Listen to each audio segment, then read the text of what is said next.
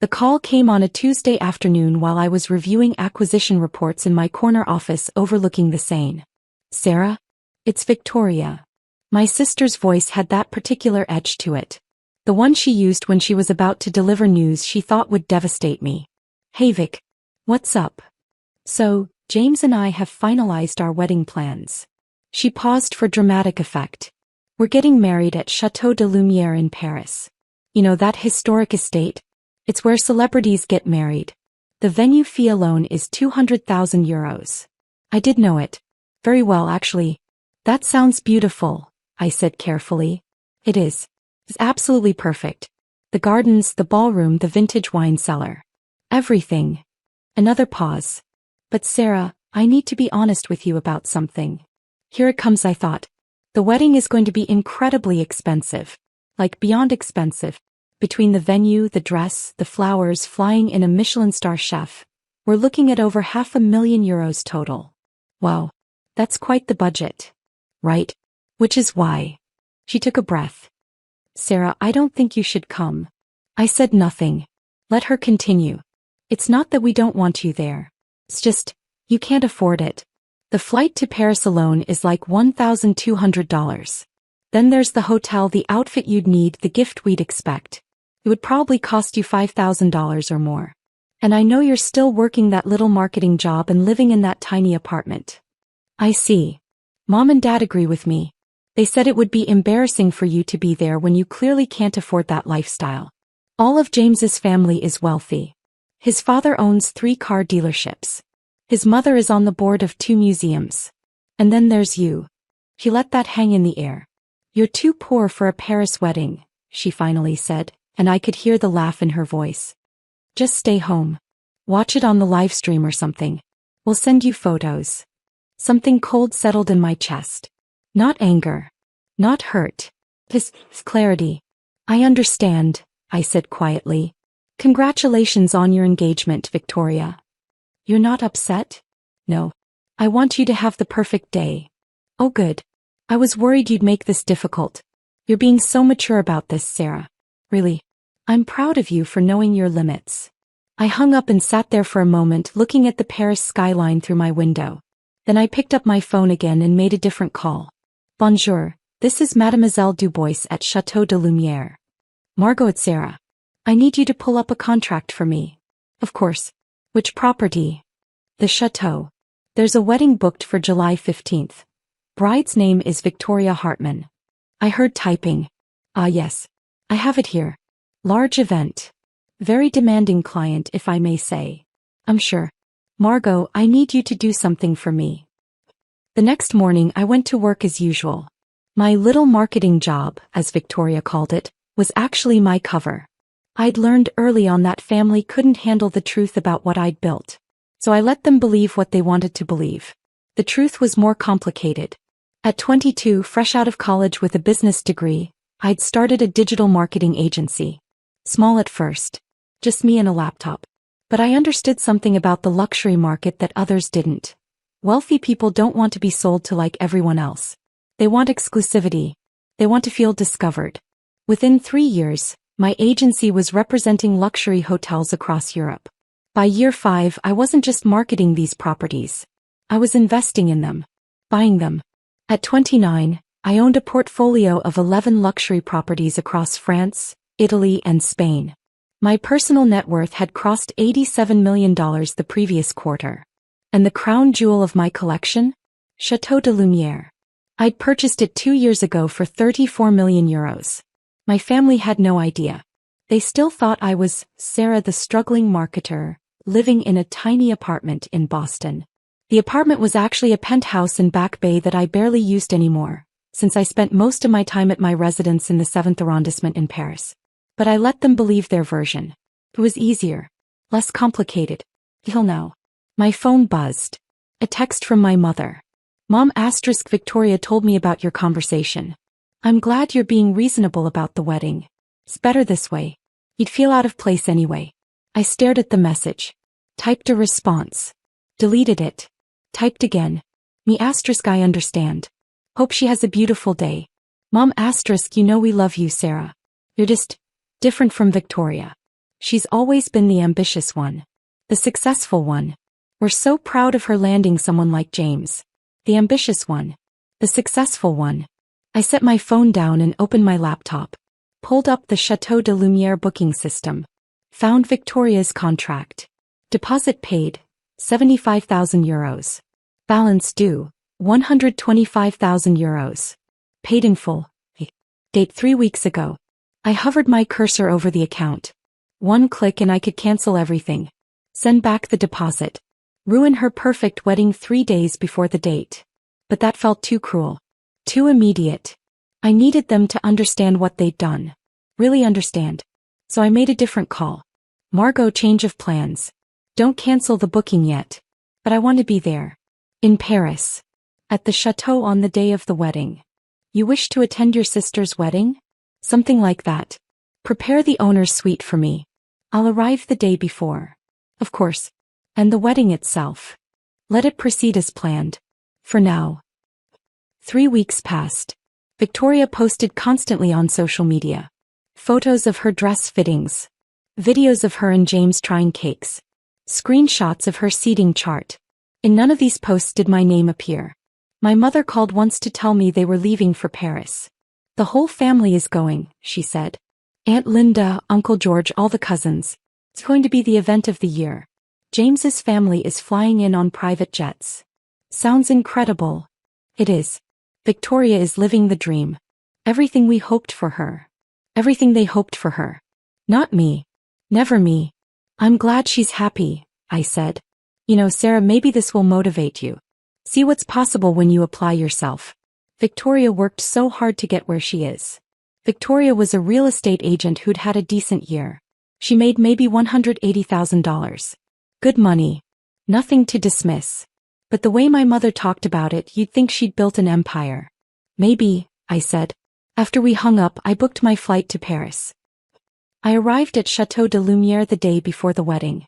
The estate was even more beautiful than I remembered. 17 acres of manicured gardens. A main building dating back to 1687. Fountains. Rose gardens. A reflecting pool that turned gold at sunset. I'd fallen in love with it the moment I saw it. Not just as an investment but as a piece of living history. Margot met me at the entrance. She was 63, elegant, and had managed the chateau for 30 years. She'd stayed on when I purchased it and I trusted her completely. Mademoiselle Hartmann, she said with a slight smile. Your suite is ready. The wedding preparations are proceeding as scheduled. How is the bride? Demanding. She changed the flower arrangements 3 times yesterday. She made one of the staff members cry because a napkin was folded incorrectly.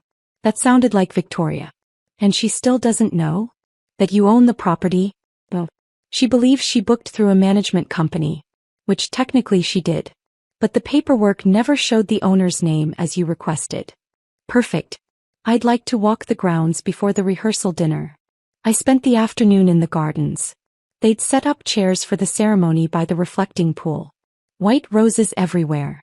A string quartet would play. The reception would be in the grand ballroom, which could hold 300 guests. It really was going to be beautiful.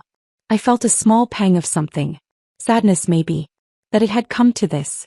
That my own sister had looked at me and decided I wasn't worth having at her wedding. That my parents had agreed.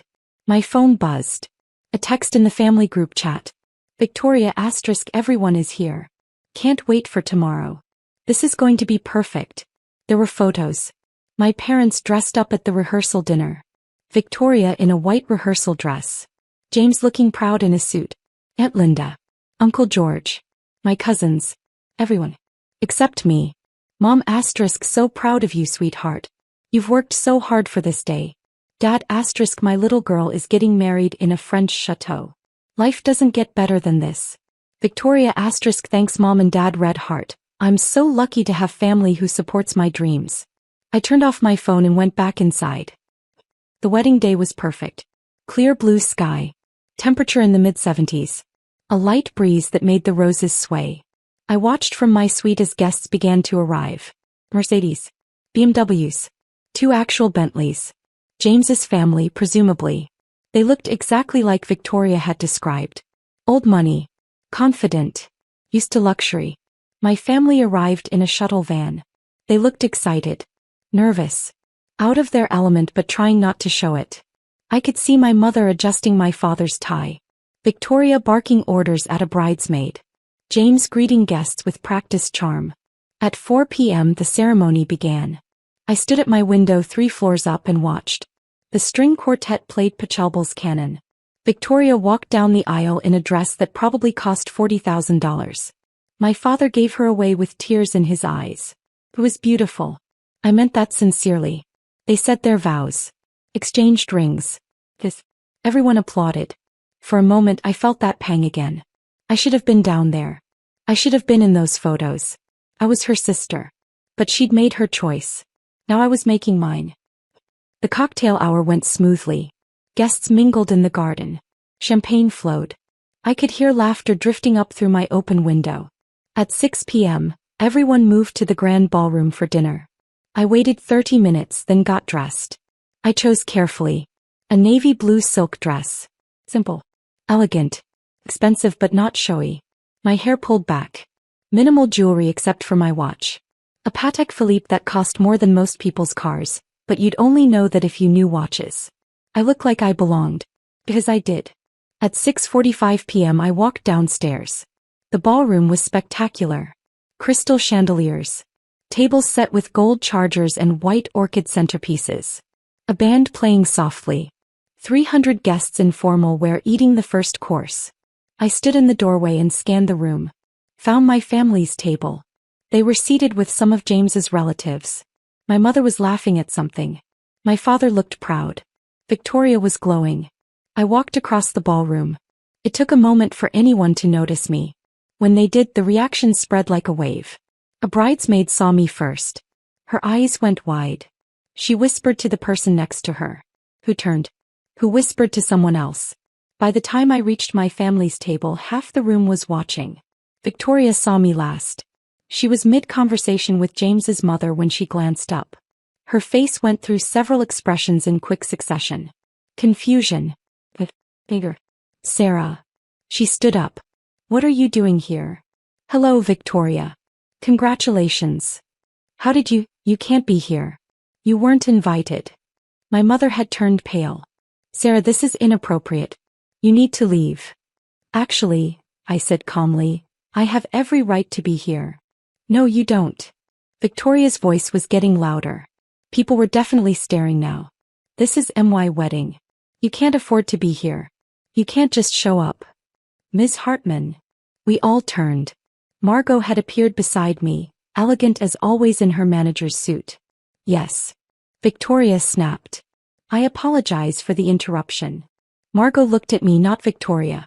Mademoiselle, the owner's suite is ready whenever you wish to return. The table went silent. The owner's suite? My mother said slowly. Wait, Victoria said. What? I smiled at Margot. Thank you. I'll be up shortly. Of course. She gave a small bow and left. Victoria grabbed my arm. What did she mean, owner's suite? Sarah, what's going on? You said I couldn't afford to come to your Paris wedding. You can't.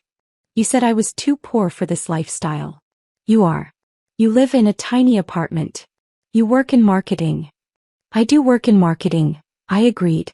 Luxury property marketing specifically. For my own company. The company that owns this chateau. The color drained from her face. What? Chateau de Lumière, I said calmly. I purchased it 2 years ago for 34 million euros. You booked your wedding at my property, Victoria. You paid me 200,000 euros to use my venue. That's impossible. My mother stood up. Sarah, what are you saying? I'm saying that I own 11 luxury properties across Europe. My company is worth $87 million. I have residences in Paris, Boston, and Barcelona. And you've spent the last 5 years calling me a failure because I let you believe I was. Why would you? My father looked lost. Why would you lie to us? I didn't lie. You assumed. And every time I tried to tell you the truth, you talked over me. About Victoria's success. About how I needed to be more like her. About how I was the disappointing daughter. Victoria was shaking her head. No. This doesn't make sense. You can't. I can. And I did. I pulled out my phone, opened my banking app, turned the screen toward her. That's my personal account. The one with $8.3 million in it. Would you like to see the business accounts too? He stared at the screen. My mother leaned in. Gasped. Sarah. My mother whispered. You told me I was too poor to attend your wedding. You said I'd be embarrassed. That I didn't belong. I put my phone away. So I want you to understand something. Every flower in this garden, I paid for it. Every crystal in these chandeliers, the champagne you're drinking, from my wine cellar. The staff serving you, they work for me. Oh my God, Victoria said. You're having your dream wedding at my property, and you didn't even want me here. The table was completely silent. James had his mouth slightly open. His parents looked shocked. My father had tears in his eyes. Sarah, we didn't know, my mother started. No, you didn't. Because you never asked. You never wondered why I traveled so much. Why I was never stressed about money. Why I didn't care when you compared me to Victoria constantly. I didn't mean. Yes, you did. I looked at Victoria. All of you did. And that's fine. You believed what you wanted to believe. But I'm done pretending to be someone I'm not to make you comfortable. Victoria sat down heavily. I don't understand. How did you, when did you? I started my company at 22. I bought my first property at 25. I've been building this for 7 years while you called me a failure at every family dinner. We never called you a failure, my father said weakly. No. You just said Victoria was the successful one. The ambitious one. The one you were proud of. Every single time. My mother reached for my hand. I stepped back. Sarah, please. We love you. Do you? Or do you love the version of me that made Victoria look better by comparison? No one answered that. I turned to Victoria. Enjoy your reception.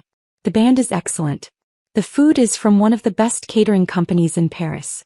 The cake is from a bakery that usually has a 6-month waiting list, but they made an exception for my property. You're going to have a beautiful night. Sarah, wait. But tomorrow morning when you leave, understand this. You're leaving my home. The home you said I was too poor to enter as a guest. I started to walk away. Then stopped. Turned back. Oh, and Victoria. The honeymoon suite you booked. The one with the private terrace overlooking the gardens? That's actually my suite. The owner's suite. I had Margot move you to a different room. Still lovely but not quite the same view. Her face crumpled. I'll send a wedding gift, I said. Something appropriate. Then I walked out of the ballroom across the marble floor, up the grand staircase and back to my suite. My phone started ringing within minutes. My mother. Then my father. Then Victoria. Then my mother again. I didn't answer. Instead, I stood on my terrace, the one Victoria had wanted, and looked out over the gardens.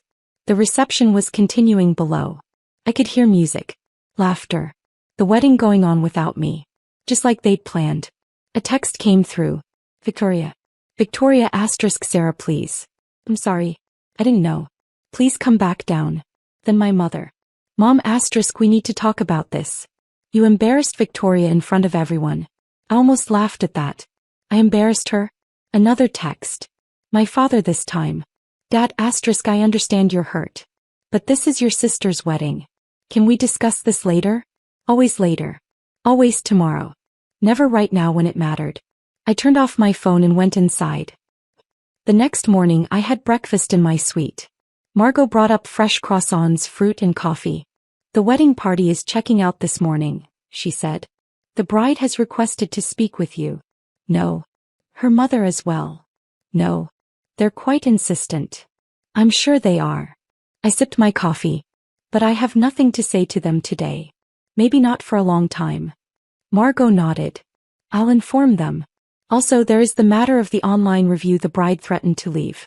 She said she would give the chateau 1 star and tell everyone how unwelcoming we were. I smiled. Let her. I'll respond personally. I'm very good at public relations. I don't doubt it, mademoiselle. After breakfast, I went down to my office. The chateau had a business center that I used when I was in residence. I opened my laptop and began working. I had properties to manage. Investments to oversee.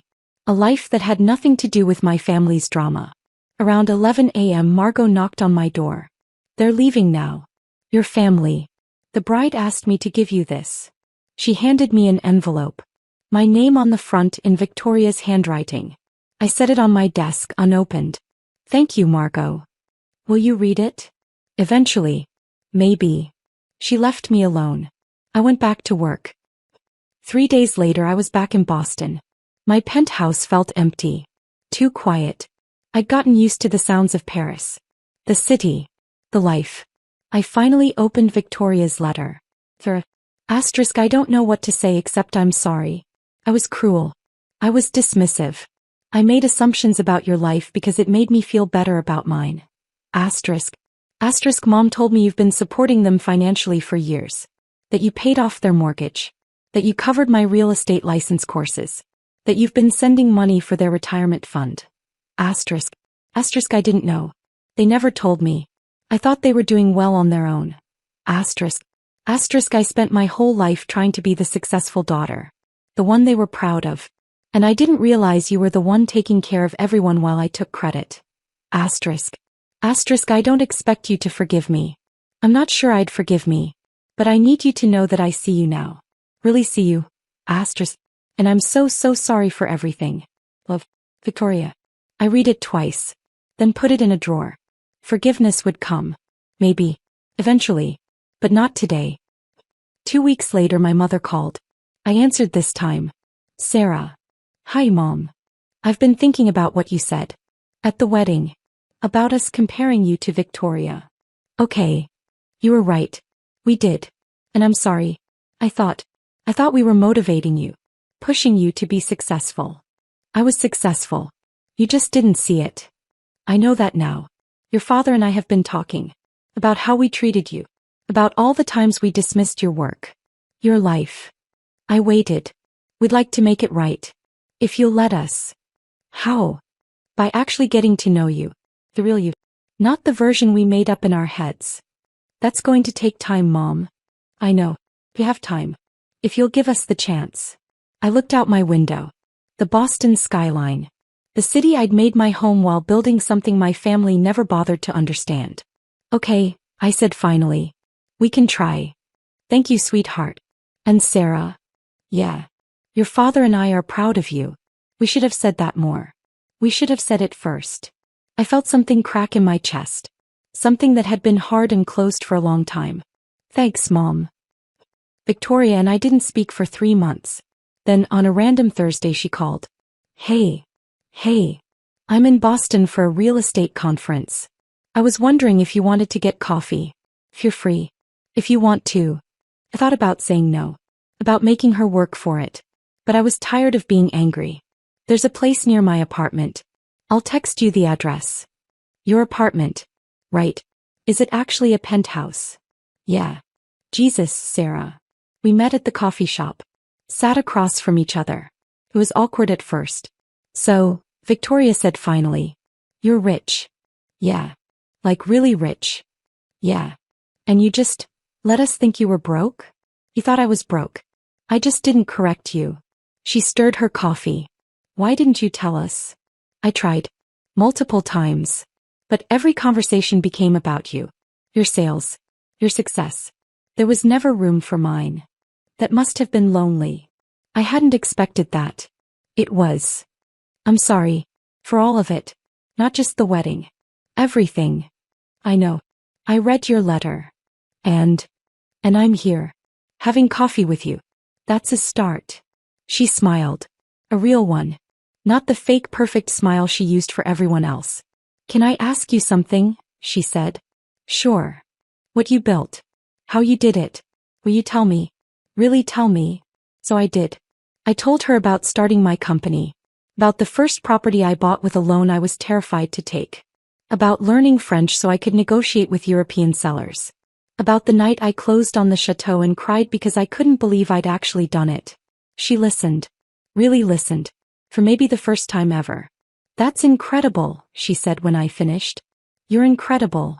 You're successful too, Vic. You didn't need to tear me down to be that. I know. I'm working on it.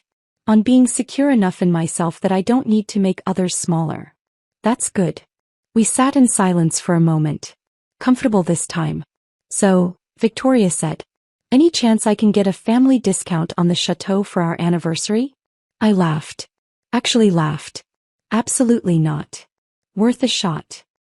6 months after the wedding, I was back in Paris, walking through the gardens of Château de Lumière with Margot, discussing renovations to the East Wing.